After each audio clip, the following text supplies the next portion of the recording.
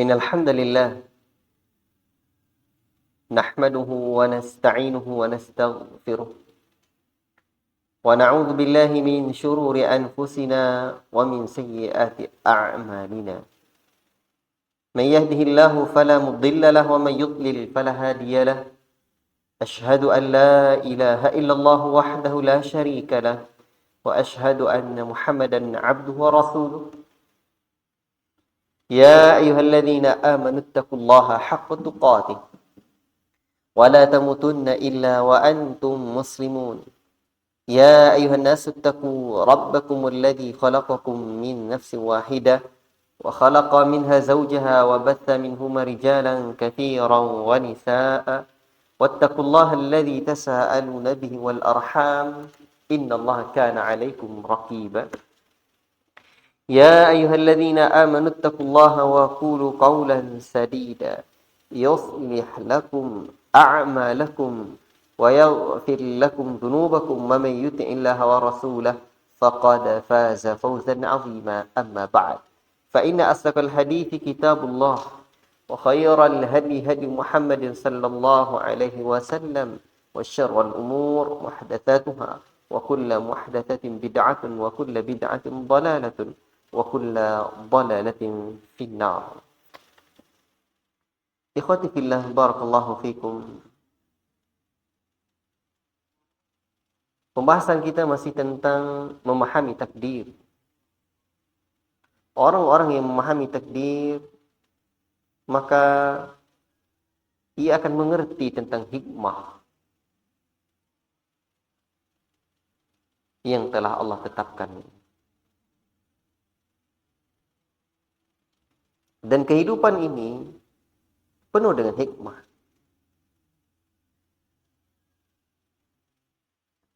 Untuk itulah akan hadir ketenangan dalam hatinya. Syekhul Islam Ibnu Taimiyah rahimahullah ta'ala pernah menyebutkan, inna fid dunya jannatan man lam yadkhulha lam yadkhul jannatal akhirah. Sesungguhnya di dunia ini ada surga. Barang siapa yang tidak masuk ke surga itu, maka dia tidak akan masuk surga akhirat. Surga dunia adalah ketenangan hati karena keimanan kepada Allah. Ia mengimani takdir Allah. Ia pun melaksanakan perintah Allah Subhanahu wa taala. Ala bi dzikrillah tatma'innul qulub. Ketahuilah dengan berzikir kepada Allah lah hati itu menjadi tenang. Menakjubkan betul apa yang disebutkan oleh Syekhul Islam Ibnu Taimiyah. Ini menjadi prinsip seorang pejuang agama tauhid. Kata beliau, manakala menghadapi fitnah, kedengkian orang-orang kepadanya dari para penguasa yang zalim, lalu beliau dipenjara, beliau berkata, ma yasna'u a'da'i bi, apa yang bisa diperbuat oleh musuh-musuhku terhadap ana jannati wa bustani fi sadri, aku adalah orang yang surgaku dan kebunku ada di dadaku.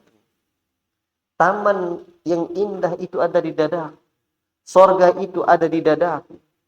Aina ruhtu fahiya ma'i.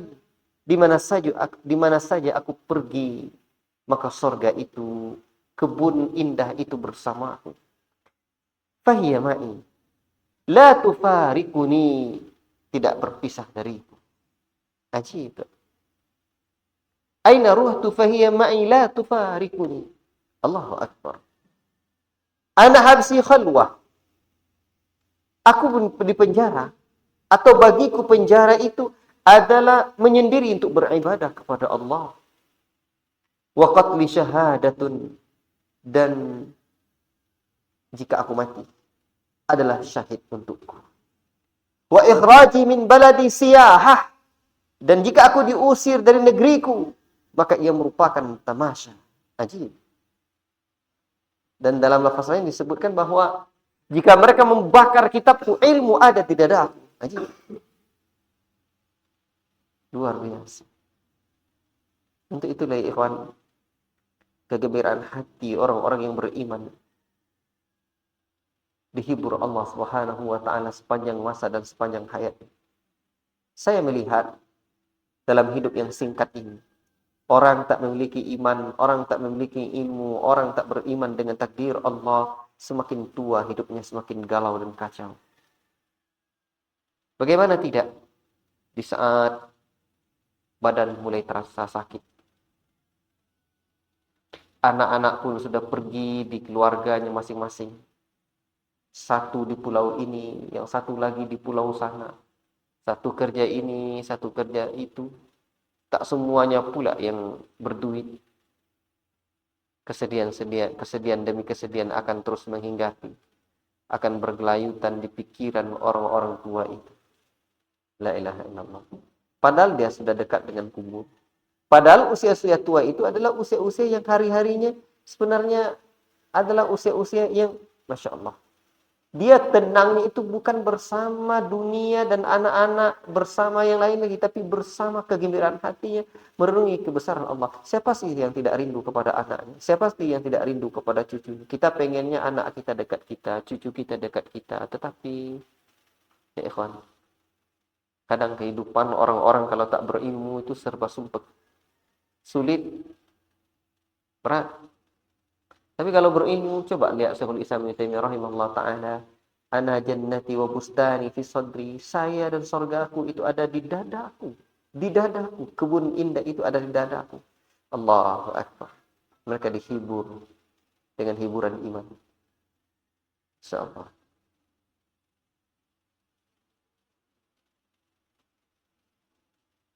Jadi semakin tua hendaknya semakin kita mendalami dan meresapi takdir Allah Ta'ala ini. Kita tidak tahu apa yang akan terjadi, tidak tahu. Makanya kalau kita merasa bahwa kehidupan di dunia ini segala-galanya, akan kacau hidup kita. Tapi coba Allahumma la aisha illa aishul akhirah. Ya Allah, tiada kehidupan yang sesungguhnya melainkan kehidupan di akhirat nanti. Allahu Akbar. Ya inilah yang berat. Penjiwaan itu yang harus hadir. Dan tidak menunggu masa tua untuk menjiwai ini. Kita harus menyadari dari sekarang. Ya kalau sekarang ya beginilah takdir Allah. Besok kita tidak tahu. Yang sekarang kita harus optimis. Kita harus rajin beramal saleh. Cita-cita seorang mukmin yang beriman dengan takdir itu tinggi. Kalau kita tengok orang-orang mukmin itu cita-citanya tinggi. Maka amalnya tidak hanya satu, tapi banyak-banyak amal. Karena dia tidak tahu mana amalan yang akan menjadi sebab dia terselamatkan dari neraka yang penuh dengan siksaan itu. La ilaha illallah. Para talabatul ilmi yang dirahmati oleh Allah Subhanahu wa taala. Luar biasa. Ya. Orang-orang yang memahami takdir, hidupnya ridha, syukur, tawadu, murah hati, dia dermawan. Kedermawanan misalkan. Karena sesuatu yang menjadi rizki dia. Makanya orang-orang dermawan itu juga memahami takdir. Ya. Karena Nabi Shallallahu Alaihi Wasallam sudah sebutkan, tidaklah kurang harta yang disedekahkan. Harta yang disedekahkan itu tidak kurang. Maka kalau memang itu adalah milik menjadi rizki orang lain, ya berikan. Baik. Sekarang coba kita masuki takdir. Berarti yang tadi baru keutamaan memahami dan beriman kepada takdir. Baik. Tentang dalil adanya takdir itu sangat jelas sekali. Di mana dalam Al-Qur'anul Karim Allah Subhanahu wa taala berfirman di banyak tempat. Ya. Inna kulla syai'in khalaqnahu biqadar. Dalam surah Al-Qamar ayat yang ke-49 Allah berfirman, sesungguhnya kami ciptakan segala sesuatu menurut ukuran atau takdirnya. Wa kana ini Allah sebutkan dalam surah Al-Qamar ayat 49. Demikian pula dalam ayat-ayat lain, wa kana amrullahi qadaran maqdura. Dan ketetapan Allah itu satu ketetapan yang pasti dalam surah Al-Ahzab ayat ke-38. Bahkan dalam surah Al-A'la yang sering kita baca, Sabbih isma rabbikal a'la alladhi khalaqa fasawwa walladhi qaddara fahada. Sucikanlah nama Rabb yang maha tinggi, yang menciptakan lalu menyempurnakan penciptaannya dan yang menentukan kadar masing-masing dan memberi petunjuk. Kalimat walladzi qaddara adalah kalimat takdir. Allah yang menetapkan takdir untuknya. Dan banyak ayat lain. Dalam surah Al-Furqan ayat kedua, wa khalaqa kulla syai'in faqaddarahu takdira. Baik, ikhwati fillah, barakallahu fiikum. Dalam sunnah Nabi sallallahu alaihi wasallam, Nabi bersabda tentang iman sebagaimana ada hadis tentang dalam Sunnah. Nabi menyebutkan ketika ditanya oleh Jibril, apa itu iman? An tu'mina billahi wa malaikatihi wa kutubihi wa rusuli wal yaumil akhir wa tu'mina bil qadari khairihi wa syarrihi. Qala sadaqata. Apa itu iman, wahai Muhammad? Nabi kita tercinta sallallahu alaihi wasallam menjawab, engkau beriman dengan Allah, beriman dengan malaikat, kitab-kitab Allah, rasul-rasul Allah, beriman dengan hari akhir, serta beriman dengan takdir yang baik dan yang buruk.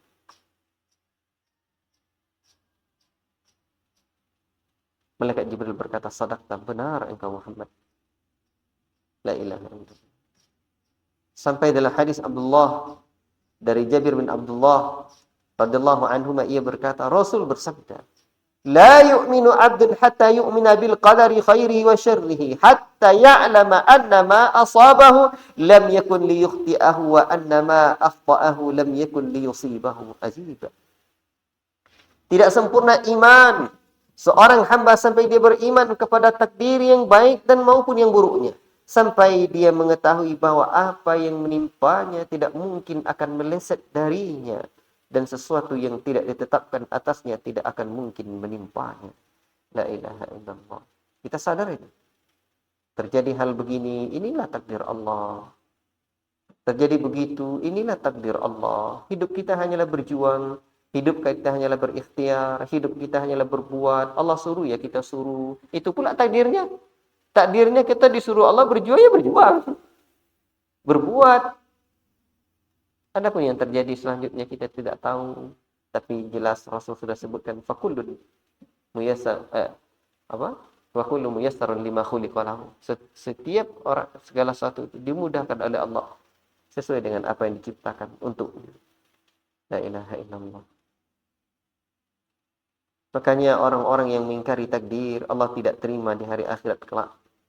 Kata Nabi sallallahu alaihi wasallam dalam hadis yang sahih, Thalathatun la yakbalullahu minhum. Ada 3 orang yang tidak Allah terima amalan wajibnya maupun sunnahnya di hari akhirat kelak. Yaumul qiyamah. Sarfan wala adlan.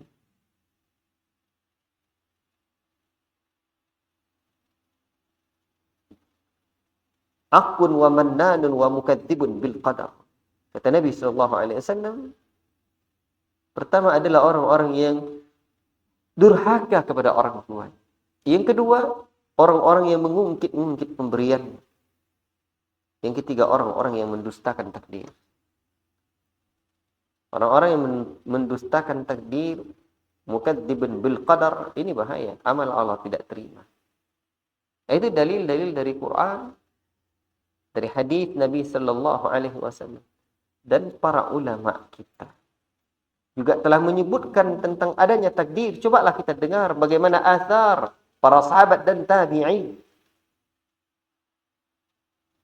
Abu Hurairah radhiyallahu taala anhu berkata, kaum musyrikin Quraisy datang menemui Rasul sallallahu alaihi wasallam guna mendebat beliau perihal takdir.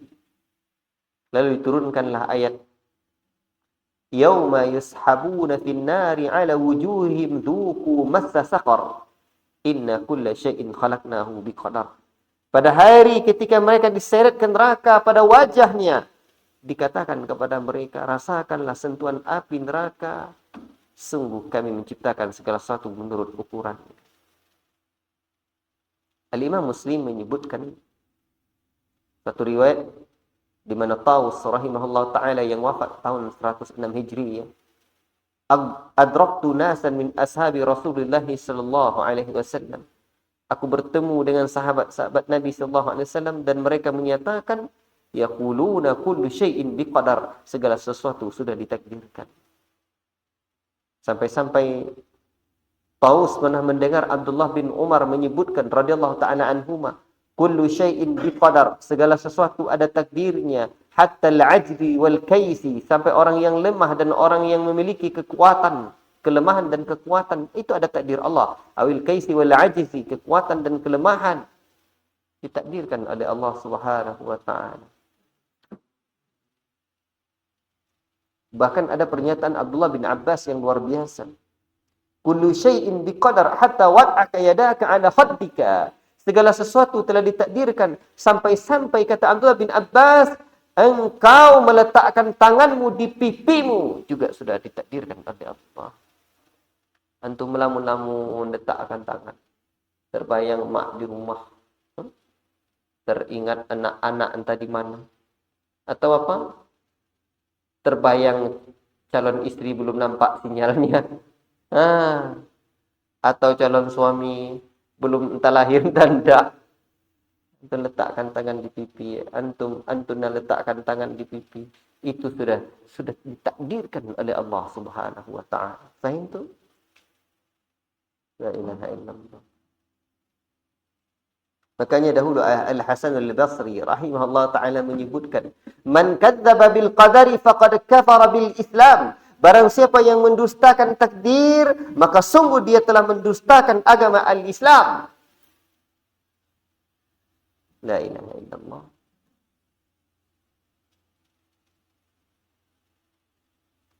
Para talabatul ilmi yang dirahmati oleh Allah Subhanahu wa taala.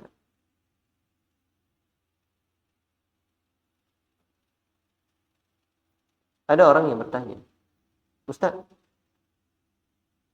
orang yang bunuh diri itu takdir Allah enggak, Ustaz? Mati bunuh diri itu takdir Allah enggak? Takdir Allah atau tidak? Allah larang bunuh diri, bahkan dosa besar.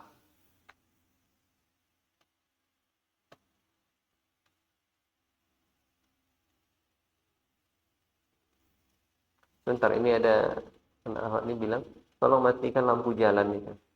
Gimana lampu jalan itu? Mubazir. Baik, jazakallahu khairan. Baik. Ketika ada orang-orang bertanya, apakah bunuh diri tersebut, orang mati bunuh diri juga takdir? Ya ikhwan. Itu takdir Allah Subhanahu wa taala.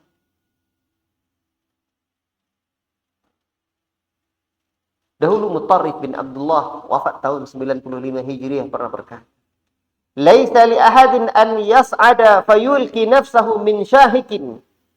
Tiada seorang pun yang berhak mendaki lalu melempar dirinya di tempat yang tinggi dan berkata,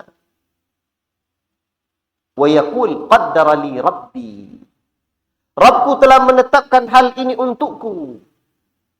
Walakin yahdaru wa yajtahidu wa yattaqi fa in asabahu syai' alima annahu lan yusibahu illa ma kataballahu lahu. Namun hendaklah dia waspada, dia berusaha, dia bertakwa kepada Allah. Jika sesuatu menimpanya, dia tahu bahwa tidak akan terjadi apa-apa kecuali dengan apa yang Allah tetapkan untuknya. Demikianlah pendidikan, pengajaran generasi salafun salih terhadap kita. Betul. Mati itu menjadi rahasia Allah. Jadi bukan hanya kapan waktunya, tapi apa juga sebabnya sudah ditakdirkan oleh Allah. Di mana tempatnya juga sudah ditakdirkan oleh Allah. Kapan, di mana, apa sebabnya, itu sudah ditetapkan oleh Allah. Tapi orang-orang yang menyengaja bunuh diri, dia terjatuh dalam dosa besar. La ilaha illallah. Maka nanti ada baiknya kita sebutkan tentang syubhat-syubhat tentang takdir. Barakallahu fikum. Biar betul-betul sempurna pemahaman kita. Ini kajian di dalam kajian usul sunnah sudah saya sampaikan di Kota Taluk Kuantan. Antum juga baiknya dalam qasasul Quran ini kita belajar ini. Karena dalam qasasul Quran kita belajar tentang tauhidullah, tauhid rububiyah. Demikian pula kita belajar iman dengan hari akhirat, tentang sorga. Nanti kan ada kisah lagi tentang Nabiullah Adam alaihissalam di dalam sorga. Ya. Kemarin juga kita sebutkan tentang sorga. Itu iman dengan hari akhir. Nanti juga kita berbicara tentang beriman dengan malaikat. Karena Allah menciptakan malaikat. Kita beriman juga dengan Rasul terdahulu. Ya, ikhwan. Rasul terdahulu. Ya, nanti akan dalam kisah-kisah tersebut kan kita sebutkan. Demikian pula beriman dengan hari akhirat. Hari akhirat, sekenal semua para nabi mati. Tidak ada yang enggak mati. Hatta Nabi Isa alaihissalam mati di akhir hayatnya. Di akhir zaman nanti. Sekarang diangkat ke langit. Dan sekarang ternyata kita bahas takdir dulu. Ketika kita membahas tentang Al-Qalam, Lauhul Mahfuz. Berarti pembahasan tentang qasasul Quran adalah tujuannya untuk memantapkan iman. Dan itulah tujuan kita. Karena kisah bukan sekedar menjadi kenangan, tapi menjadi sebuah panduan kehidupan. Agar hidup kita ini gemilang dalam tuntunan Allah Subhanahu wa Ta'ala yang telah menciptakan dan mentakdirkan kehidupan ini. Baik.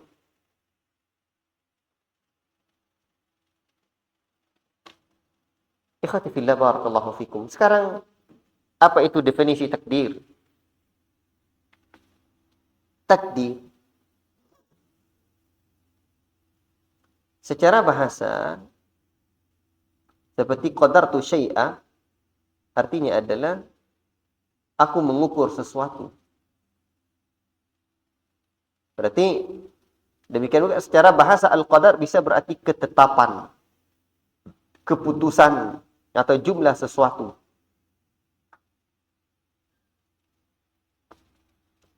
Atau ukuran. Adapun menurut istilah, itu secara bahasa ya.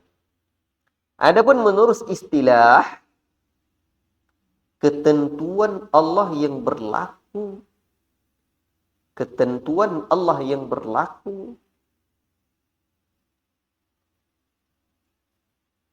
bagi semua makhluknya. Sesuai dengan ilmu Allah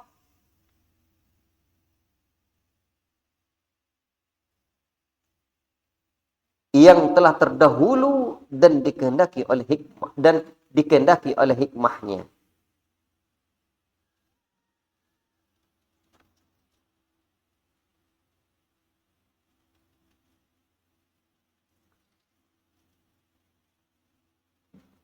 Sebenarnya para ulama membedakan antara takdir dengan pembahasan qada dan qadar.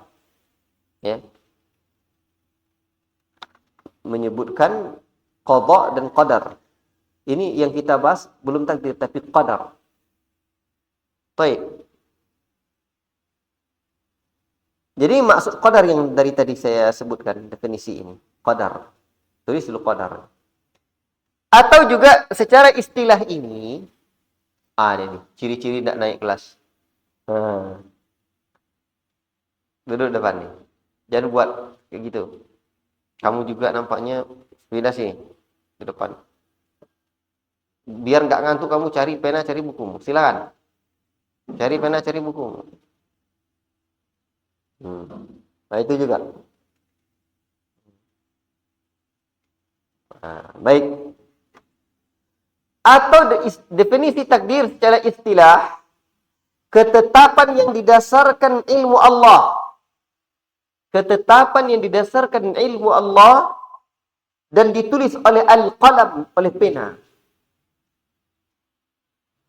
Tentang segala urusan makhluk yang terjadi sepanjang masa.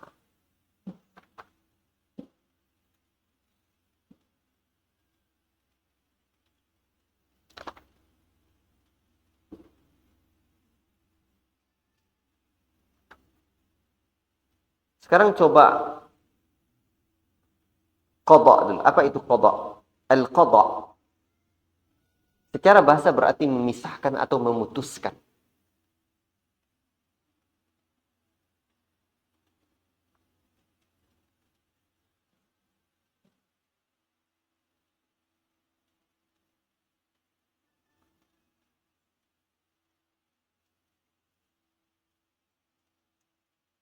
Al-Imam Az-Zuhri rahimahullah ta'ala mengemukakan, menurut bahasa, al-qadha memiliki beberapa arti.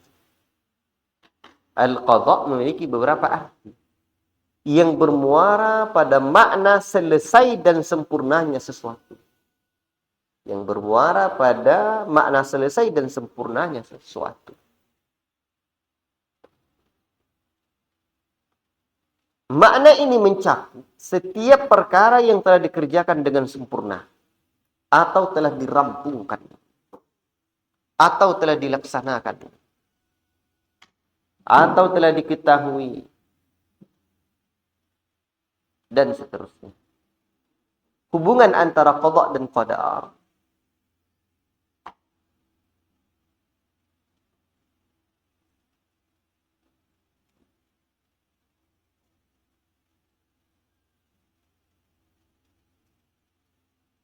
ada dua pendapat ulama di sini.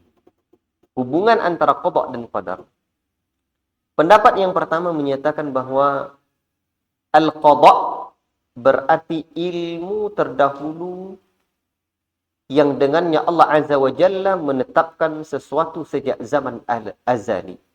Al-qada berarti ilmu terdahulu yang dengannya Allah menetapkan sesuatu sejak zaman azali.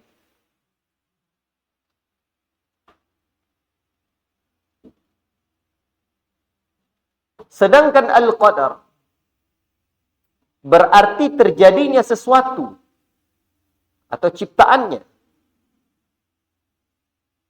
Terjadinya sesuatu atau ciptaan berdasarkan kadar sesuatu yang ditetapkan sebelumnya.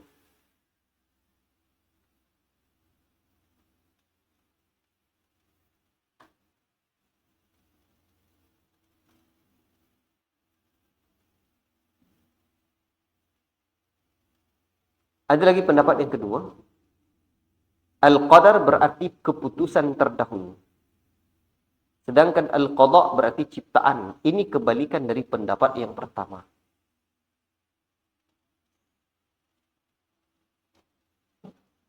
Cuman yang jelas, mana sajalah yang betul. Allah telah menetapkan dalam ilmunya, sudah ada ketetapan sebelumnya. Dan akan terjadi sesuai dengan ketetapan Allah Subhanahu wa taala itu. Baik. Dan ilmu Allah taala bersifat azali.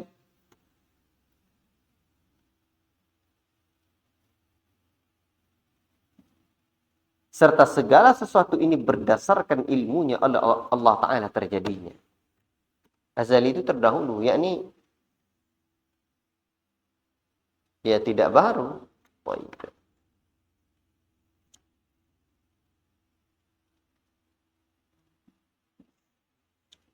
Sekarang para ulama menyebutkan ayyuhal ikhwah, rukun iman kepada takdir ada 4.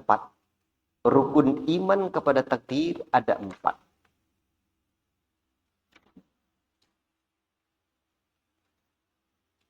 Tidaklah sempurna keimanan seseorang terhadap takdir, melainkan dia beriman dengan 4 rukun iman dalam hal takdir ini, dalam beriman kepada takdir.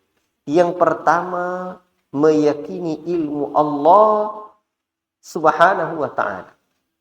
Ia meyakini ilmu Allah Subhanahu wa ta'ala yang mencakup dan meliputi segala sesuatu. Tidak ada yang tidak diketahui oleh Allah. Nanti kita uraikan. Yang kedua, meyakini bahwa takdir makhluk dari awal penciptaan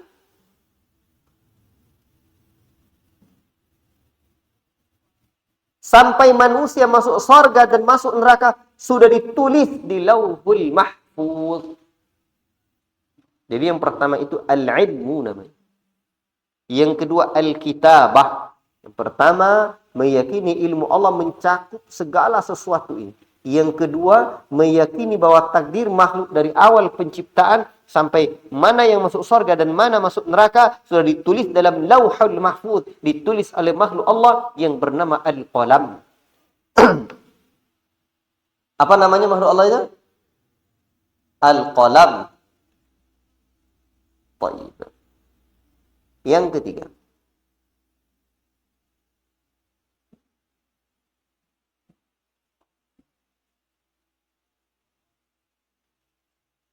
meyakini bahwa kehendak Allah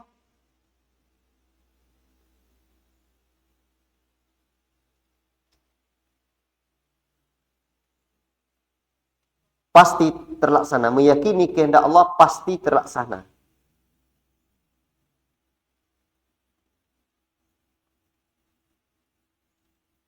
Sehingga apa yang dikehendaki oleh Allah terjadi. Dan apa yang tidak dikehendaki oleh Allah tidak akan terjadi. Jadi yang ketiga ini, meyakini kehendak Allah pasti terlaksana. Kekuasaan Allah pasti sempurna. Sehingga apa yang dikehendaki oleh Allah pasti terjadi. Dan apa yang tidak dikehendaki oleh Allah tidak akan pernah terjadi. Ajib. Yang keempat,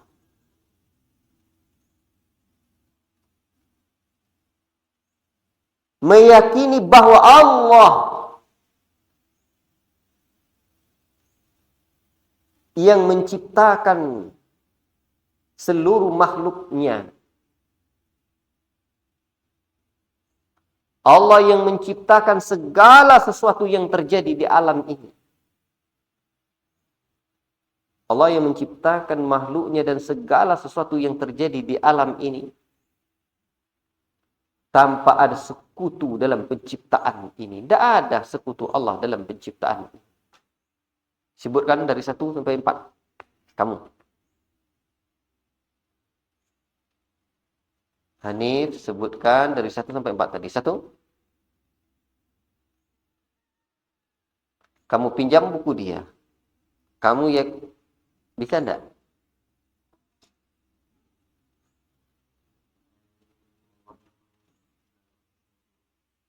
Kedua,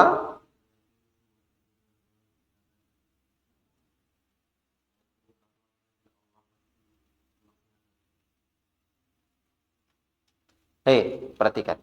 Perhatikan dengan adanya buku kamu bisa menyebutkan kan? Berarti otakmu tidak sama dengan otaknya Al-Imam Al-Bukhari. Semua murid boleh tidak pakai buku. Jika otaknya sama dengan Al-Imam Al-Bukhari, ketika majelis, dihadir di majelis gurunya, yang lain bawa pena, bawa buku, dia tak, orang-orang akan merendahkan dia. Tapi begitu mereka ngejek Imam Bukhari atau merendahkan Imam Bukhari, mereka tes. Ternyata Al-Imam Al-Bukhari membacakan semua apa yang didengarnya dari gurunya, dan mereka yang nyatat-nyatat itu membetul-betulkan catatannya. Kalau begitu, kemampuanmu bolehlah tak bawa buku. Namun jika tidak mampu seperti Al-Imam Al-Bukhari, ambil bukumu, Hanif. Sekarang. Mana bukumu, mana penamu? Ambil. Baik.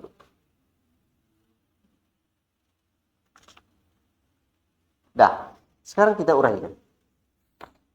Para talabatul ilmi yang dirahmati oleh Allah Subhanahu wa taala.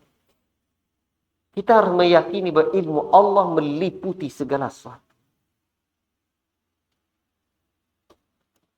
Ikhwati fillah barakallahu fikum. Allah dengan ilmunya, Allah sudah mengetahui dengan pasti segala kondisi setiap hambanya, setiap makhluknya ini. Allah tahu ajal mereka. Allah tahu rizki mereka berapa. Bagaimana kondisi mereka. Mereka bergerak bagaimana. Diam mereka juga Allah tahu. Sengsaranya mereka juga Allah mengerti. Bahagianya mereka Allah paham. Tidak ada dalam ilmunya. Tidak ada yang tidak ada dalam ilmu Allah. Allah sudah ketahui bahwa hari ini kamu duduk seperti itu. Allah dah tahu. Dan itu sebelum penciptaan manusia dan alam ini. Berapa puluh tahun? Berapa puluh tahun? 50.000 tahun sebelum penciptaan makhluk ini. Sebelum penciptaan langit dan bumi. Allahu Akbar. Itu penulisannya, Afwan. Itu penulisannya. Ya. Kalau ilmu Allah ya sudah dari sononya. Allah tahu, bayangkan itu. Makanya ketika berpikir tentang Allah, jangan sekali-kali jangan pikir logika manusia. Hebat kali ya otaknya. Allah tak punya otak. Kalau kau sebut manusia, kau ni tak punya otak, tak boleh. Tapi kalau Allah, mesti kita sucikan dari segala bentuk sifat kurang. Subhanallah, Maha suci Allah dari segala sifat kurang yang tidak layak bagi Allah. Ikhwati fillah, barakallahu fikum. Makanya di antara nama Allah yang maha indah adalah Al-Alim. Banyak dalam Al-Quran. Masya Allah. Cobalah lihat ketika Allah Ta'ala dahulu ingin menciptakan Nabi Adam alaihissalam. Allah Ta'ala kasih tahu dulu kepada para malaikat. Wa idh qala rabbuka lil malaikati inni ja'ilun fil ardi khalifah. Ketika Rabbmu berkata kepada malaikat, saya akan jadikan di muka bumi itu khalifah. Para malaikat ketika itu berkata kepada Rabbnya, qalu ataj'alu fiha man yufsidu fiha wa yasfiku ad-dima'. Apakah engkau akan menjadikan ya Rabb orang-orang yang akan buat kerusakan lagi di muka bumi ini, di mana mereka menumpahkan darah? Wa nahnu nusabbihu bihamdika wa nuqaddisu lak. Padahal kami ada hamba-Mu yang senantiasa bertasbih, memujimu dan menyucikanmu. Apa jawaban Allah? Qala inni a'lamu ma la ta'lamun. Saya mengetahui apa yang kalian tak tahu. Malaikat saja tak tahu. Makanya malaikat, Masya Allah. Akhirnya malaikat ini, Allah ngajar para malaikat. Akhirnya malaikat berkata, di dalam sambungan-sambungan ayat berikutnya, kata Allah, kata malaikat, qalu, mereka berkata, subhanaka la ilma lana illa ma 'allamtana innaka antal alimul hakim. Maha suci engkau ya Allah, kami tidak memiliki ilmu sedikit pun kecuali yang telah engkau ajarkan kepada kami. Allahu Akbar. Sesungguhnya engkau maha berilmu dan maha bijaksana. Tak sama ilmu manusia dibandingkan dengan ilmu Allah Subhanahu wa ta'ala. Makanya di dalam Al-Quran Al-Karim, Allah memberikan bagaimana luasnya ilmu Allah Subhanahu wa ta'ala. Cobalah lihat. Cobalah renungi. Allah Subhanahu wa ta'ala telah berfirman tentang keluasan dan kedalaman ilmu Allah. Qul law kana al-bahru midadan li kalimati rabbi lanafida al-bahru qabla an tanfada kalimatu rabbi walau ji'na bimithlihi madada.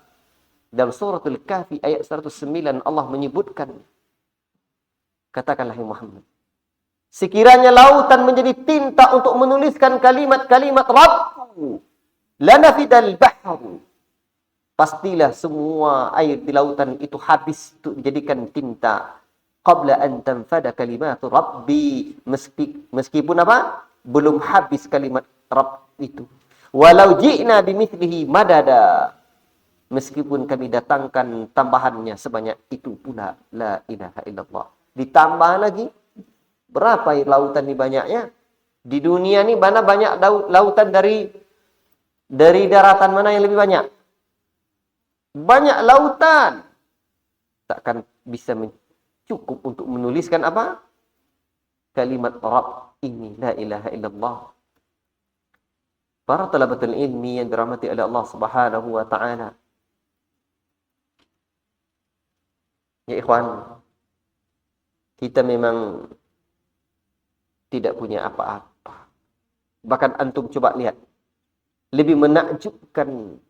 Keduanya menakjubkan.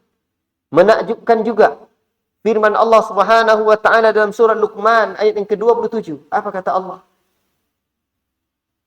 Walau annama fil ardi min syajaratin, sekiranya pohon-pohon di bumi ini menjadi aklamun, menjadi pena, dijadikan pena, pohon-pohon yang ada di bumi ini dijadikan pena. Walau annama fil ardi min syajaratin aklamun wal bahru yamudduhu min ba'dihi.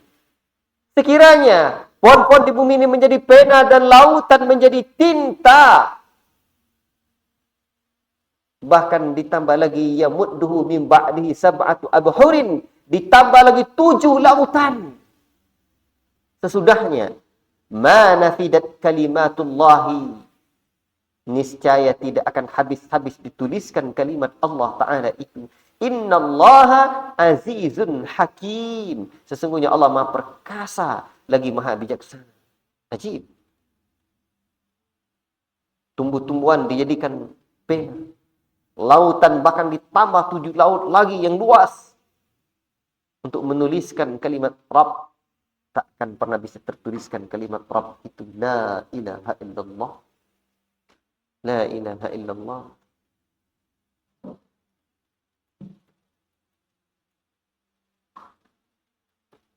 Ilmu manusia ini sedikit. Para talabatul ilmi dirahmati oleh Allah Subhanahu wa taala dan desanya Rasulullah sallallahu alaihi wasallam. Pernah enggak antum lihat bagaimana alam ini? Bagaimana tumbuh-tumbuhan ini luasnya? Dituliskan itu enggak bisa. Allahu akbar. Makanya secara khusus Allah menyebutkan dalam surah Al-Isra ayat 85, wa yas'alunaka 'anir ruh qulir ruhu min amri rabbi wa ma utitum minal ilmi illa qalila. Mereka bertanya kepada engkau Muhammad tentang ruh. Ruh ini yang ada dalam diri kita. Wahai manusia, ruh ini ada dalam diri kita, bukan di luar diri kita. Mereka bertanya tentang ruh. Katakanlah kulir ruh min amri rabbi, ruh itu urusanku. Kita tidak mengerti tentang hakikat ruh. Kita tidak tahu kapan pasti kita tidur saja, kita tidak tahu. Di saat ruh kita digenggam oleh Allah Rabbul Alamin. Makanya Allah menyebutkan wama utitum minal ilmi illa qalila. Kalian tidaklah diberikan ilmu melainkan hanya sedikit saja. La ilaha illallah. Surah Al-Isra ayat 85. Baik.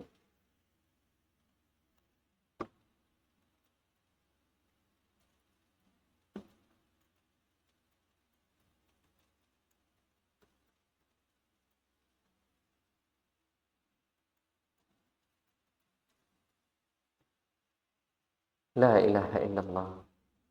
Ikhwati fillah.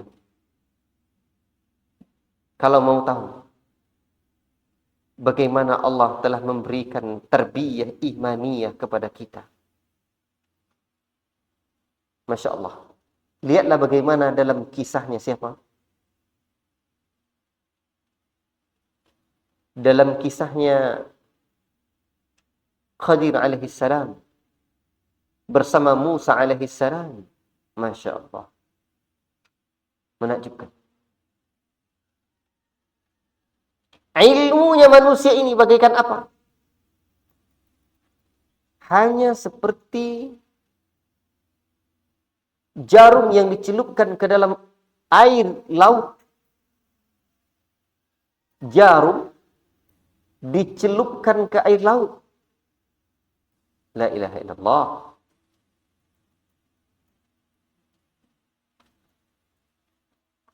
Air yang lengket di jarum tersebut itulah hanya ilmu Allah.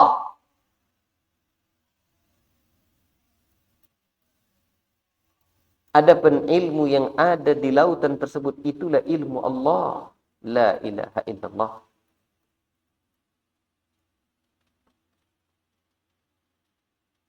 La ilaha illallah.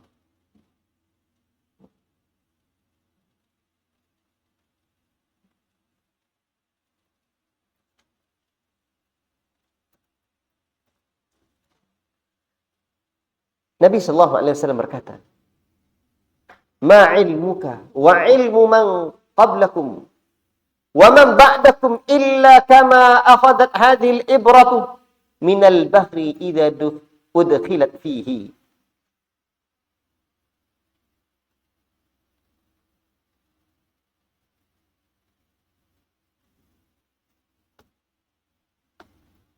Tidaklah ilmumu dan ilmu orang-orang sebelum kamu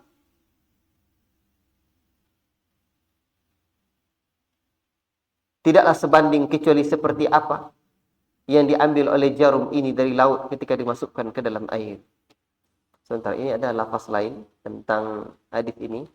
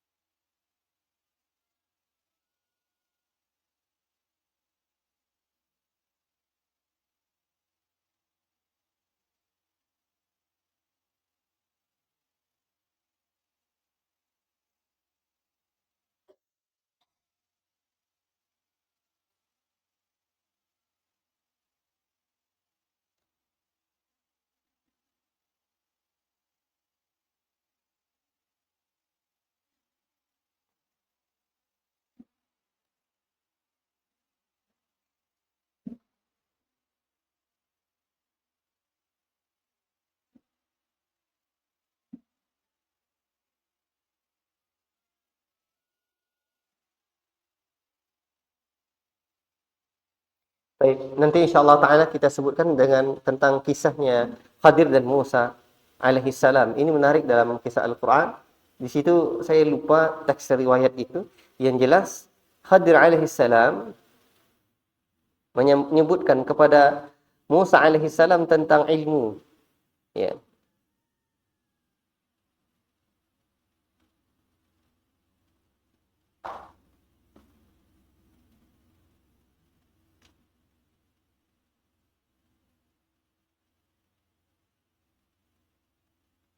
Baik. Barakallahu fikum. Kita lanjutkan. Yang kedua, rukun iman terhadap takdir.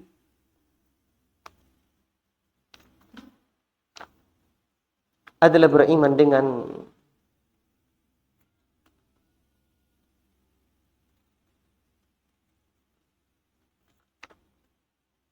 Al-Kitabah. Meyakini bahwa takdir makhluk dari awal penciptaan sampai manusia masuk surga neraka dan neraka sudah ditulis di Lauhul Mahfuz.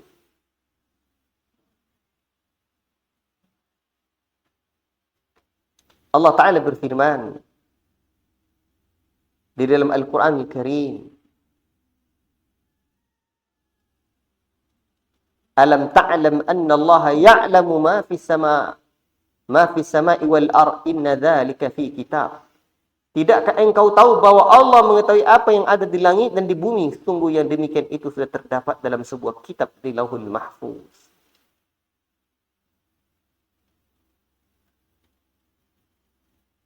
Kemarin juga sudah kita sebutkan dalil-dalil tentang hal ini. Kadang disebutkan Lauhul Mahfuz ini oleh Allah Ta'ala dengan imamin mubin. Seperti dalam surah Yasin ayat yang ke-12. Wa kulla syai'in ahsainahu fi imamin mubin. Dan segala sesuatu kami kumpulkan dalam kitab yang jelas. Yang maksudnya Lauhul Mahfuz.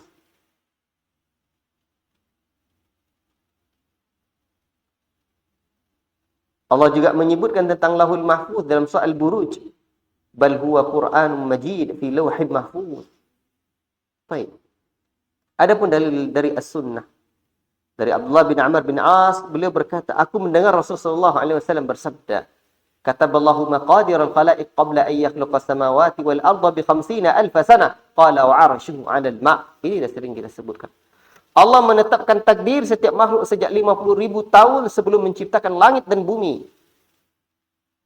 Beliau berkata, arasnya berada di atas air.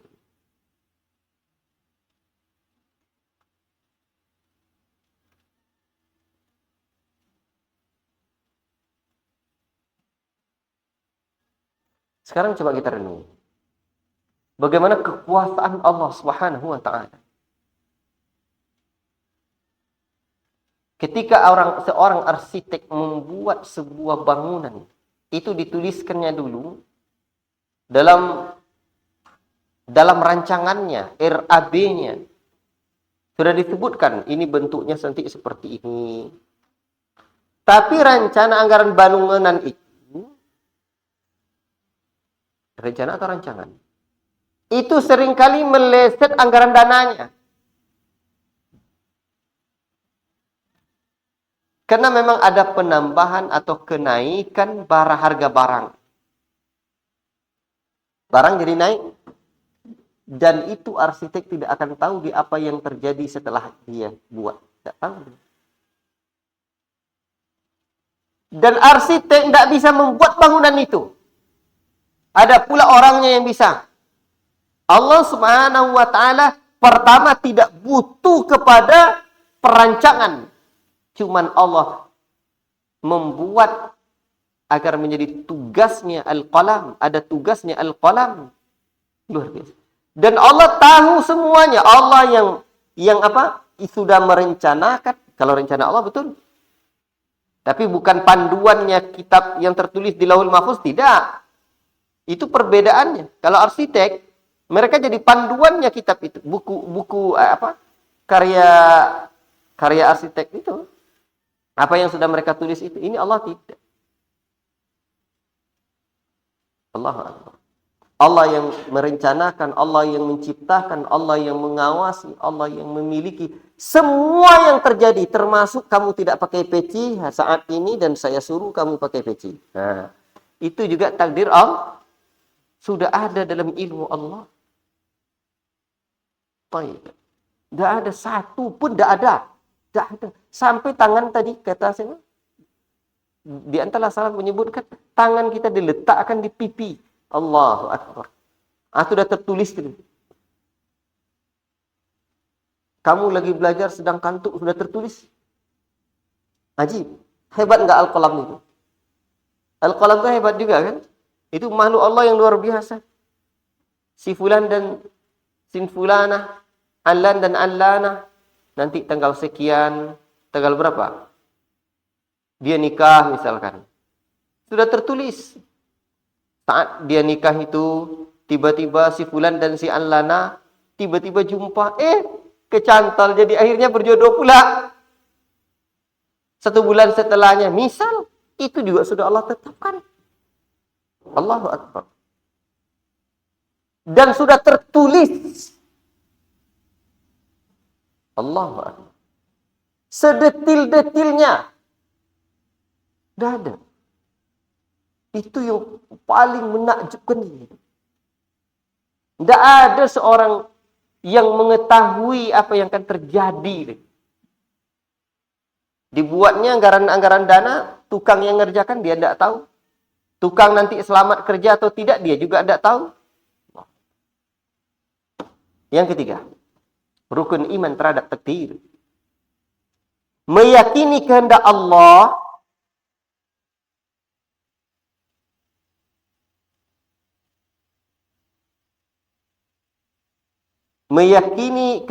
Subhanahu wa taala yang pasti terlaksana dan kekuasaannya yang menyeluruh.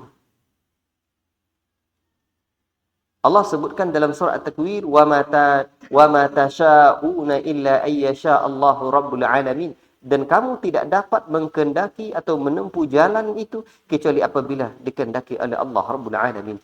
Makanya kaidah Ahlussunnati wal Jamaah, wallahu khalaqakum wa ma ta'malun. Allah mengetahui dan apa Allah yang menciptakan kamu. Sebentar. Kaidah di dalam bab ini, ayatnya ini nih. Wa ma tasha'una illa ayyasha Allahu Rabbul Alamin. Beda.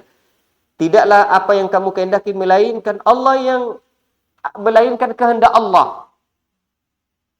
Jadi kehendak kita ni berada dalam kehendak Allah.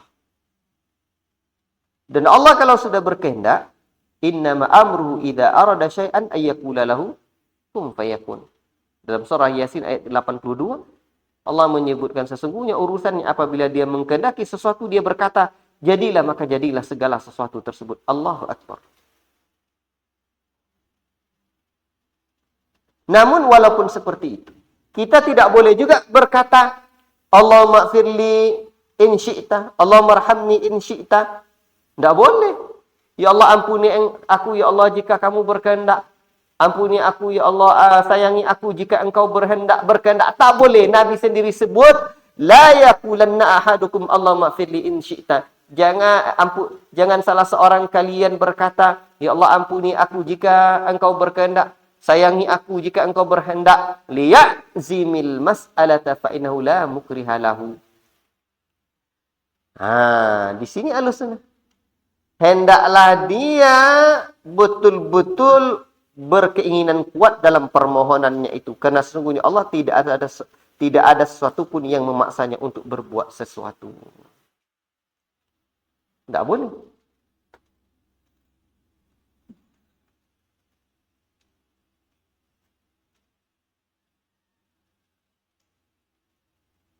Dan hati kita ini ya ikhwan, hati kita. Yang berkehendak itu kan hati kita. Betul enggak? Memang sama sekali tidak ada keinginan dia, apa lagi?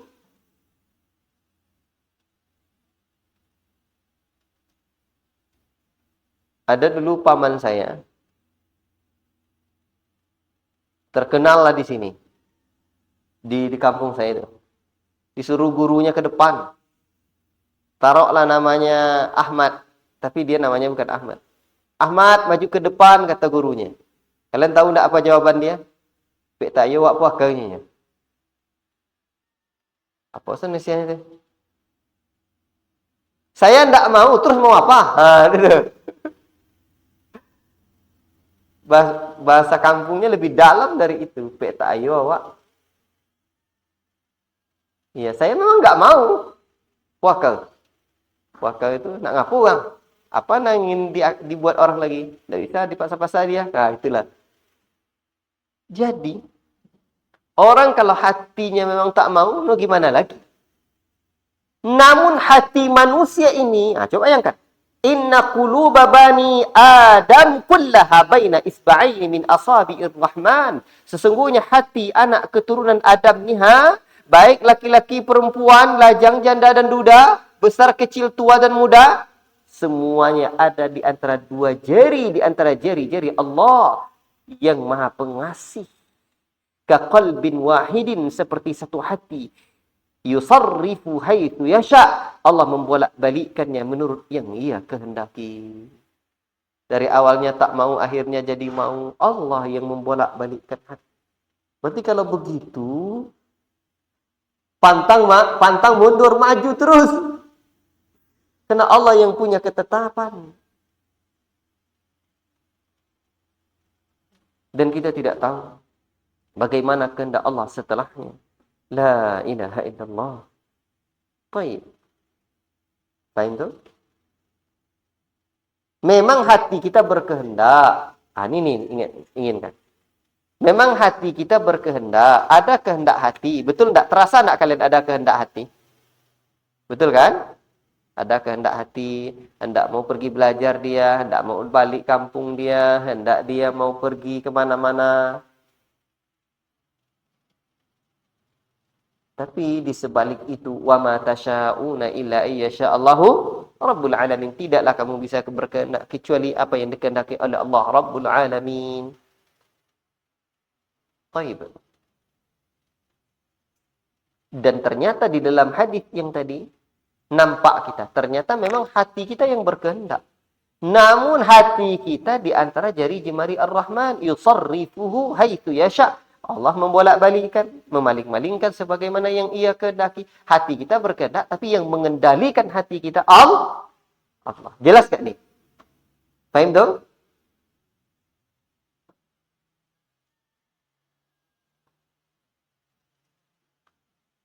Makanya,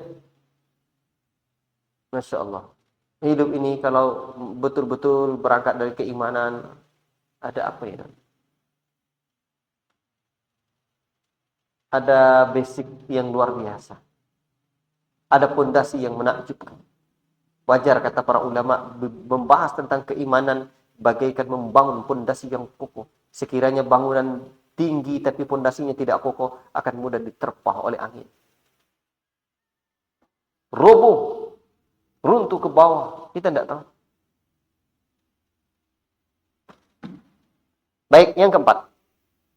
Meyakini Allah Azza wa Jalla sebagai pencipta semua makhluk.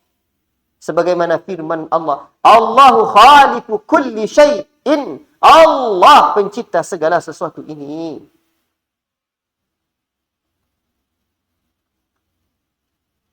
Dan dalam banyak ayat ini dah kita sebutkan juga. Bahkan secara khusus dalam surah An-Nisa ayat yang ke-1. Kata Allah, Ya ayuhan nasu taqu rabbakumul ladzi khalaqakum min nafsin wahidah. Wahai manusia, bertakwalah kepada Rabbmu yang telah menciptakan kamu dari yang satu, yakni Adam. Wa khalaqa minha zawjaha. Allah menciptakan pasangannya Hawa darinya. Wa batha minhuma, dan Allah pula yang mengembangbiakkan dari keduanya rijalan katsiran wa nisaa, laki-laki dan perempuan yang banyak. Allah yang punya kuasa. Manusia ini hanya menjalankan syariat dan ikhtiarnya saja. Anak dia jangan sebut anak Allah itu, anak dia. Tetapi Allah yang berikan rizki. Tidak ada satupun yang di alam ini melainkan Allah yang menciptakan. Bahkan perbuatan makhluk itu sendiri Allah yang menciptakan. Di dalam surah As-Saffat ayat yang ke-96, Wallahu khalaqakum wa ma ta'malun. Allah yang menciptakan kamu dan apapun yang kamu perbuat. Makanya seluruh perbuatan hamba adalah makhluk. Allahu Akbar. Seluruh perbuatan hamba adalah makhluk ciptaan Allah. Allahu Akbar. Allahu Akbar. Para talabatul ilmi yang dirahmati oleh Allah Subhanahu wa taala. Nampak tidak? Jadi Ahlussunnah membahas tidak setengah-setengah. Tapi membahas dengan sangat detil. Para talabatul ilmi yang dirahmati oleh Allah Subhanahu wa taala. Jadi kalau dilihat lagi, tampaklah bahwa ini 4 rukun iman terhadap takdir. Dan kalau dilihat lagi, takdir itu kata para ulama ada macam-macam. Ada takdir yang bersifat umum. Untuk seluruh alam. yakni Allah mengetahui dengan ilmunya, mencatat, mengkehendaki, juga menciptakan. Dan ini takdir dituliskan 50.000 tahun sebelum Allah menciptakan langit dan bumi. Ada lagi takdir setiap perbuatan hamba sudah ditulis dan ditetapkan di dalam Lauhul Mahfuz. Ada lagi takdir mengetahui mana para penghuni sorga dan mana para penghuni neraka. Allah dah tahu. Ada juga takdir di mana dilahirkannya manusia dari tulang sulbi Adam. Ajib. Sehingga ada hadis yang menjelaskan tentang hal ini. Rasulullah SAW mengabarkan bahwa Allah mengusap tulang sulbi Adam setelah menciptakannya. Adam sendiri memberitahu perihal penciptaan seluruh umat manusia dari tulang sulbi itu. Seperti debu yang bertaburan di udara. Bahkan Allah menetapkan dari mereka yang kelak menjadi penghuni sorga dan menjadi penghuni neraka. Bunyi hadisnya begini. Umar radhiyallahu ta'ala anhu. Dalam riwayat Muslim. Muslim bin Yasar. Bukan riwayat Muslim. Tapi dalam riwayat Abu Daud, At-Tirmidzi dan yang lainnya. Disebutkan bahwa dari Muslim bin Yasar. Pada suatu hari Umar bin Khattab radhiyallahu ta'ala anhu ditanya mengenai ayat ini. Wa id akhadha rabbuka min bani Adam min zuhurihim dzurriyyatahum wa ashhadahum ala anfusihim alastu bi rabbikum qalu bala shahidna an taqulu yaumal qiyamah inna kunna an hadza ghafilin. Dan ingatlah ketika Rabbmu mengeluarkan dari sulbi tulang belakang anak cucu Adam keturunan mereka. Dan Allah mengambil kesaksian terhadap mereka. Apa kata Allah? Bukankah aku ini Rabbmu? Mereka menjawab, betul, engkau adalah Rabb kami. Kami bersaksi. Kami lakukan yang demikian itu agar di hari kiamat kamu tidak mengatakan sesungguhnya kami ini lalai terhadap ini. Umar menjawab ketika ditanya tentang ayat ini. Aku pernah mendengar Rasulullah SAW bersabda. Ditanya tentang ayat ini. Lalu beliau berkata, Inna Allaha khalaqa Adam summa masaha dhahrahu biyaminihi. Sesungguhnya Allah menciptakan Adam, kemudian Allah mengusap tulang sulbinya dengan tangan kanannya. Fastakhraja minhu dzurriyyatan. Lalu Allah mengeluarkan keturunan darinya. Dan Allah berfirman, faqala khalaqtu haula'i lil jannah. Aku ciptakan golongan ini untuk menjadi penghuni sorga. Wa bi'amali ahli jannah ya'malun. Dan mereka beramal nanti dengan amalan para penghuni sorga. Tsumma masaha dhahrahu. Lalu Allah mengusap tulang sulbinya lagi. Kemudian dia mengeluarkan fastakhraja minhu dzurriyyatan. Dikeluarkan pula lagi sekelompok umat manusia darinya. Faqalaha khalaqtu haula'i lin-nar. Aku ciptakan yang kelompok ini untuk menjadi penduduk neraka nanti. Wa bi'amali ahli nar ya'malun. Nanti mereka akan beramal dengan amalan penduduk neraka. La ilaha illallah. Ketika itu ada seseorang laki-laki bertanya. Jika demikian, untuk apa kita beramal, wahai Umar, wahai Rasulullah? Wahai Rasulullah, maka Rasulullah SAW bersabda. Ini kan cerita Umar tadi. Ya. Inna Allaha idza khalaqal 'abda lil jannah ista'malahu bi'amali alil jannah. Sesungguhnya Allah apabila menciptakan seseorang hamba untuk masuk sorga, maka Allah membuatnya beramal dengan amalan penduduk sorga. Hatta yamuta ala amalin min a'mali ahlil jannah. Sampai dia mati, dia berada di atas amalan amalan penduduk sorga. Fayadkhilahu Allahul jannata. Kelak Allah masukkan dia dalam sorga. Namun, wa idza khalaqal 'abda lin-nari ista'malahu bi'amali ahlin nar. Apabila Allah menciptakan hamba untuk menjadi penduduk neraka, Allah Subhanahu wa taala membuatnya beramal dengan amalan penduduk neraka. Banyak dia berbuat maksiat, tak mau dia menuntut ilmu, selalu membangkang kepada Allah, tak mau salat dan tak mau sujud. Hatta yamuta ala amalin, sampai dia mati dalam satu amalan min a'mali ahli nar, dari amalan-amalan penduduk neraka itu. Fa yudkhilahu Allahun nara, Allah Ta'ala akan masukkan dia ke dalam neraka. La ilaha illallah. Kalian ngerti? Paham ini? Ngerti kalian? Paham? Kamu ngerti?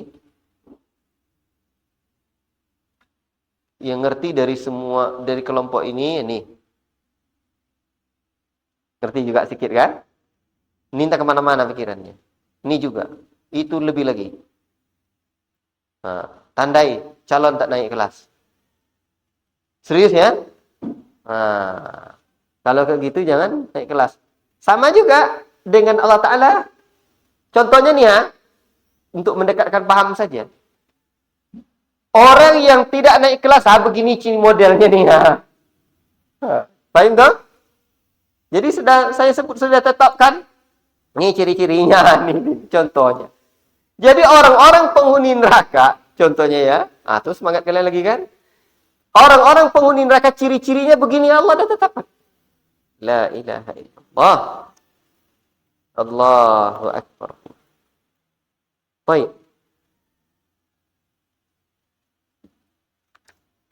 Ada lagi ketetapan Allah Subhanahu wa taala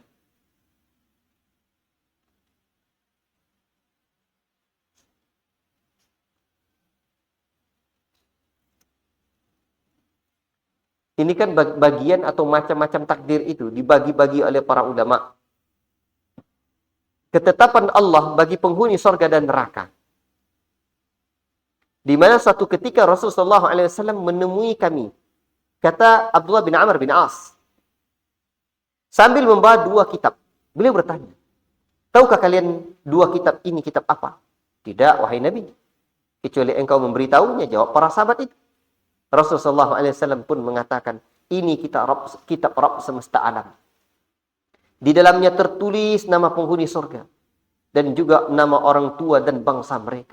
Kemudian semuanya digabungkan hingga orang terakhir. Jumlah mereka ditambah dan tidak dikurangi selama-lamanya. La ilaha illallah. Dan Rasul menerangkan kitab yang ada di tangan kiri. Tahukah kalian ini kitab apa? Ini adalah kitab Rabb semesta alam.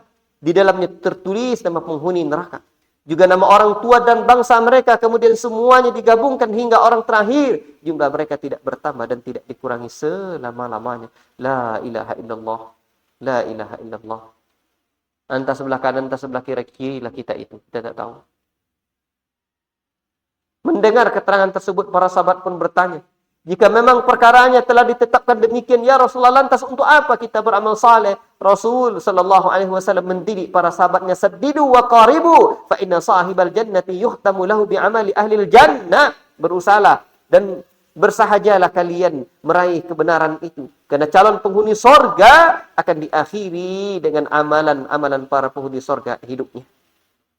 Wa in amila ayya amalin, meskipun dia mengerjakan amalan apapun sebelumnya, kita tidak tahu.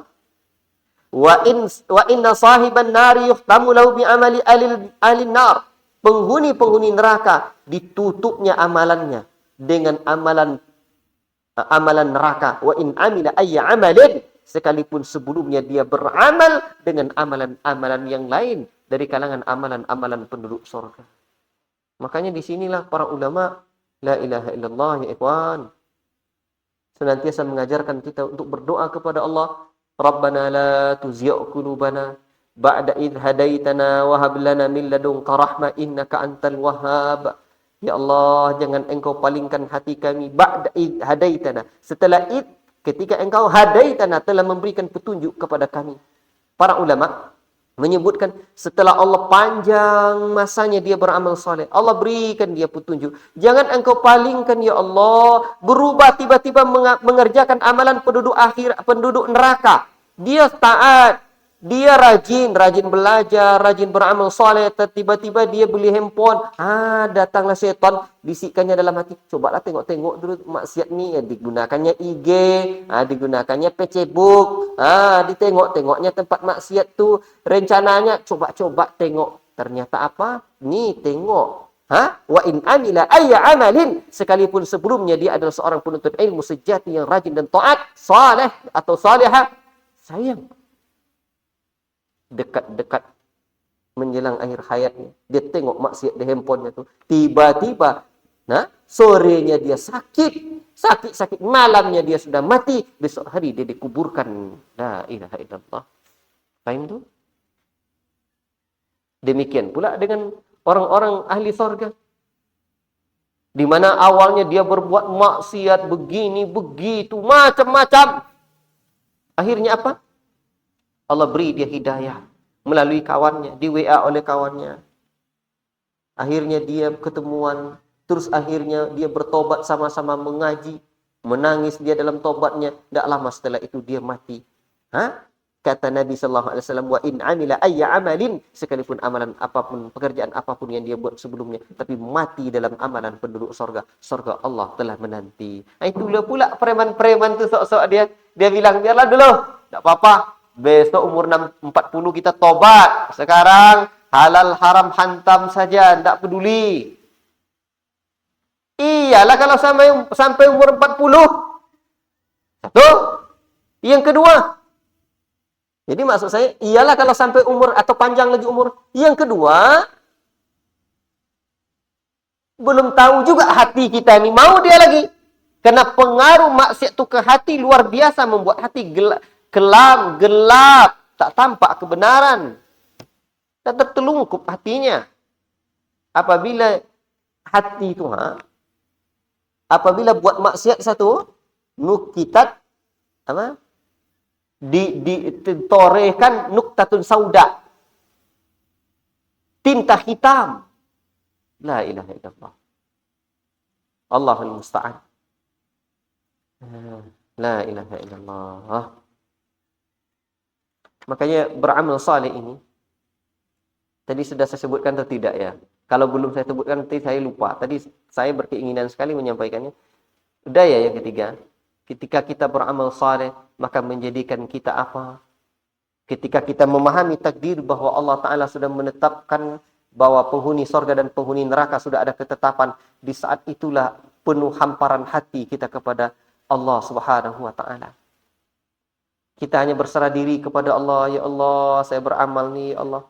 Engkau juga yang memberikan hidayah, ya Allah. Saya tidak tahu, ya Allah, bagaimana takdir hidup saya, ya Allah. Kita tidak tahu kita. Tapi kita memohon kepada Allah agar Allah Ta'ala berikan kita. Agar Allah Ta'ala berikan kita hidayah dan sampai akhir hayat kita. Kita tidak tahu. Ya. Sehingga disitulah kita tidak boleh sombong dengan amal saleh kita. Kita tidak boleh sombong dengan amalan-amalan kita tidak tahu. Kita tidak boleh. Semuanya atas petunjuk Allah. Hidayah Allah. Allah yang berikan. Maka disitulah orang-orang hikmah, orang-orang yang memahami takdir ini betul-betul dirinya, hatinya selamat. Ini yang saya kerjakan, ini kehendak Allah. Ini yang saya lakukan, ini memang kehendak Allah. Allah yang punya segalanya, Allah yang punya kuasa. Coba tengok paman Nabi SAW, Nabi datang kepadanya di akhir hayatnya, Abu Talib. Siapa sih Abu yang tidak kenal dengan Abu Talib dengan segala pembelaannya di saat Nabi masih kecil, ya ikhwan. Abu Talib anaknya juga banyak, tapi dia sayang sama Nabi SAW. Karena ini anak saudaranya. Dia bawa berdagang ke negeri Syam dengan penuh kasih sayang. Ajib. Dia rawat anaknya. Dia besarkan. Tumbuh menjadi seorang pedagang yang hebat. Bukankah di negeri Syam ketika itu ada pendeta yang melihat ciri-ciri kenabian ada pada diri Nabi. Ajib. Dalam kisah yang masyhur tersebut. Tapi lihatlah di akhir hayatnya Abu Talib. Walaupun Abu Talib dulu pernah berkata, kalau ada orang yang ingin membunuh Muhammad, langkai dulu mayat Abu Talib, dan orang tak berani. Tapi di akhir hayatnya dia juga tidak mengucapkan la ilaha illallah, tidak mengucapkan asyhadu an la ilaha illallah wa asyhadu anna Muhammadar Rasulullah. Nabi datang ke rumahnya. Dan ternyata di sisinya sudah ada Abdullah bin Abi Umayyah dan Abu Jahal. Dedengkotnya kafir musyrikin. Nabi berkata kepada pamannya, ya ammi, qul la ilaha illallah kalimatan uhajju laka biha indallah. Wahai paman, ucapkanlah la ilaha illallah. Kalimat ini nanti saya akan menolongmu di hari akhirat kelak dengannya. Allahu akbar. Nabi kan bisa memberikan syafaat hanya untuk orang-orang yang mengucapkan kalimat syahadatain. Di saat Nabi mengucapkan kalimat ini, Abu Jahal dan Abdullah bin Abi Umayyah itu berkata, "At-targhabu an millati Abdul Muttalib? Apa kamu akan tinggalkan agama orang tuamu Abdul Muttalib, agama nenek moyang kita Abdul Muttalib?" Akhirnya dia enggan. Nabi kita tercinta kembali ulang, "Ya ammi, wahai pamanku." Terbayanglah semua pada diri Nabi bagaimana jasa pamannya. Kata Nabi sallallahu alaihi wasallam, "Ya ammi, qul la ilaha illallah kalimatan uhajju laka biha indallah." Ucapkanlah la ilaha illallah, satu kalimat yang saya akan menolongmu di hari akhirat kelak dengan kalimat itu. Dia masih enggan. Famata musyrika. Nabi ulang-ulang. Akhirnya dia mati dalam keadaan musyrik. La ilaha illallah. Dalam satu riwayat disebutkan, ya ikhwan, disebutkan, kalaulah bukan karena khawatir dengan kaumku, mengucilkanku, menghinakanku, aku akan ikuti ajakan Muhammad. Tapi la ilaha illallah. La ilaha illallah. Dengan alasan itu. Itu yang menjadi penyebab dia famata musyrika. Dia mati dalam keadaan kafir. untuk dia ini dan untuk Nabi kita tercinta untuk Nabi kita tercinta sallallahu alaihi wasallam, Allah turunkan satu ayat, innaka la tahdi man ahbabta walakinallaha yahdi man yasha. Sesungguhnya hai Muhammad, engkau tidak bisa memberikan petunjuk kepada siapapun yang engkau cintai, tapi Allah lah yang bisa memberikan petunjuk. Makanya memberikan petunjuk yang dimaksud di sini adalah hidayatut taufiq. Hanyalah hak prerogatif Allah Subhanahu wa taala. Allah yang lebih tahu siapa yang akan diberikan petunjuk. Dan Nabi mengatakan, maka lil mu'minina, tidaklah boleh orang-orang mukminin mendoakan orang-orang yang mati dalam keadaan musyrik. La ilaha illallah. Ya. Allah Ta'ala sebutkan apa ayatnya ini? Tafadhal baca Ustaz.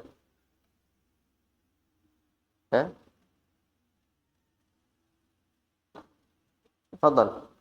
Tidaklah layak bagi orang mukmin untuk meminta ampun. Apa bunyi ayatnya?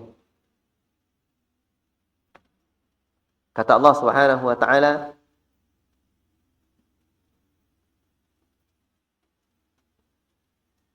maka lin nabi, didulukan nabi. Maka lin nabi wal ladzina amanu ay yastaghfiru lil musyrikin walau kanu uli qurba min ba'di ma tabayyana lahum annahum ashabul jahim. Kata Allah dalam surah At-Taubah ayat 113. Tidaklah layak, tidaklah boleh bagi seorang nabi dan orang-orang mukmin untuk meminta ampun bagi orang-orang musyrikin sekalipun kerabatnya setelah nyata bagi mereka petunjuk itu dan mereka adalah penduduk jahim. La ilaha illallah. Baik. Berarti sekarang ini baru ada satu sesi lagi kayaknya tentang takdir ini. Ya. Syubhat-syubhat tentang takdir, ya. Kita sabar saja. Karena tujuan saya daurah qasasul Quran ini untuk agar keimanan itu datang. Ya. Hadirnya iman, tauhid dalam diri kita. Nah, ini kesempatan kita. Belajar kisah tetapi belajar tahu. Jadi kurikulum Markis ini dari dulu yang saya harapkan mempelajari tauhid itu dari kisah-kisahnya. So, kisah itu sendiri itu adalah jundun min junudillah. Ada bekas dalam diri kita. Satu tentara di antara tentara Allah. Kisah itu banyak faedahnya. Nanti dalam kisah para nabi, bagaimana nabi memperjuangkan tauhid uluhiyah, luar biasa. Belum ada apa-apanya perjuangan kita. Maka menjadikan kurikulum sebagai kisah insyaallah taala untuk menambah iman dan kekokohan dalam diri-diri para talabatul ilmi insyaallah taala. Wallahu taala a'lam bissawab. Pagi ini kita cukupkan sampai di sini. Seman santri jangan keluar dulu. Ada yang mau saya sampaikan lagi. Allahumma fa'na bima 'allamtana wa 'allimna bima yanfa'una. Wa sallallahu wasallam ala nabiyyina Muhammad wa ala alihi wa sahbihi ajma'in. Wassalamu alaikum warahmatullahi wabarakatuh.